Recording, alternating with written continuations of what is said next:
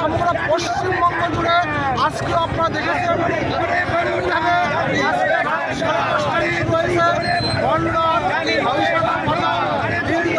সামনে থেকে সমগ্র বনগাঁ শহর পরিক্রমা চলছে এবং বনগাঁর মানুষের ভালোকে একটা কথাই বলবো, আমি ছিলাম এবং আগামীতেও থাকবো যত সময় শাস্তি না পায় তত সময় আমাদের লড়াই। আমার দাবি তোমার দাবি।